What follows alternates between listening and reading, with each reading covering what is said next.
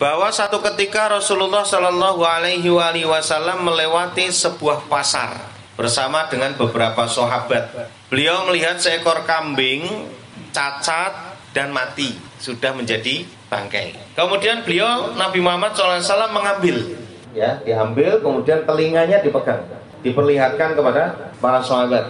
Kemudian beliau bertanya, siapa di antara kalian yang ingin menukar kambing yang cacat dan sudah mati ini dengan 1 dirham? Para sahabat menjawab, tidak ada seorang pun dari kami ya Rasulullah yang ingin menukarnya dengan apapun. Karena apa? Kami tidak bisa mengambil manfaat dari kambing ini. Lah manfaatnya apa? Oh, sudah mati, dimakan juga nggak bisa kalau jadi bangkai. Apa kata Nabi? Apakah ada yang mau? Nggak usah bayar wis, ini tak kasih. Apa kata sahabat? Demi Allah, seandainya kambing tadi hidup, dia pun sudah cacat, apalagi sudah mati menjadi bangkai. Apa kata Nabi? Wallahi la dunya ahwanu 'alallahi min hadza 'alaikum. Demi Allah, dunia ini di hadapan Allah lebih hina daripada bangkai ini di hadapan kalian. Makanya para sahabat itu kalau sama dunia nggak begitu memperhatikan banget gitu. Sekedar saja. Kayak jenengan itu kalau kerja ya serius kerjanya, nggak usah ngelirik gitu loh maksud saya. Kok ning kono bajine sakmene dadi ini dadi itu, nggak usah begitu. Sama saja. Kalau lah pindah ke sana pun posisi jenengan belum tentu seperti apa yang jenengan lirik itu, belum tentu.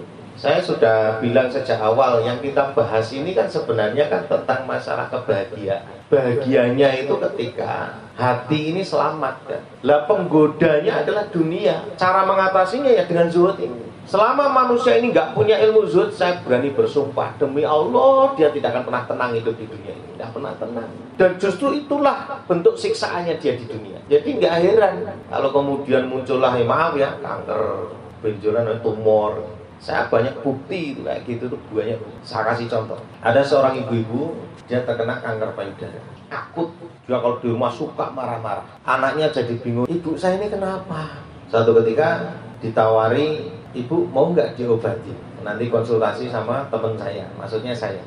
Akhirnya setuju ibunya. Setelah setuju, kemudian didatangkanlah saya ke rumahnya. Apa yang terjadi? Ibu ini cerita yang belum pernah diceritakan kepada anak. Dan saat itu dia cerita di depan anaknya dan di depan saya. Apa? Ternyata dia punya pikiran, yaitu satu tentang suaminya. Jadi suaminya itu menikah lagi dan berjanji nanti pensiunannya mau dikasihkan sama dia.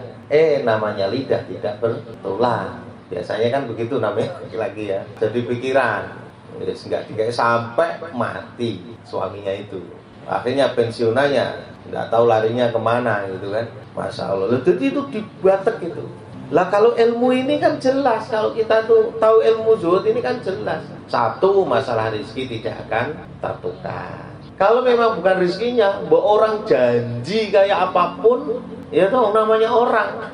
Dia tidak akan sepakem apa yang dia sampaikan. Kalau yang tidak menyelisih janji jelas Allah. Tapi manusia bisa menyelisih janjinya. Ya maksud saya ngapain digagas gitu loh. Menungso iku nek janji wis digawe biasa wae, rasa digawe teman-teman. Walaupun ada orang yang mau janji ngasih saya motor pun ya saya tak biasa saja, enggak usah terlalu seneng, enggak usah, biasa saja. Kenapa? Karena bisa berubah. Gitu loh. Kalau misalnya toh betulan ya biasa saja, enggak usah terlalu seneng juga. Orang ini akhirnya ya sakit itu. Tapi setelah mengungkapkan semua permasalahannya, saya cerita tentang bagaimana ya rezeki sudah diatur dan itu mungkin bisa jadi haknya jenengan, tapi belum tentu menjadi rezekinya. Hak belum tentu menjadi rezeki.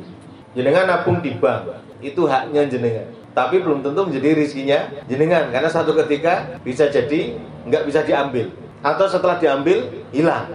Makanya kalau kita pahami begitu tuh akhirnya enteng. Di dunia ini tidak ada yang susah. Dan susahnya kita hidup di dunia karena kita salah paham memandang dunia. Seakan-akan segala-galanya semuanya harus pakai uang. Gimana harus pakai uang, Pak? Saya kan sudah, kalau mindsetnya begitu, ya jenengan siap disiksa dengan dunia.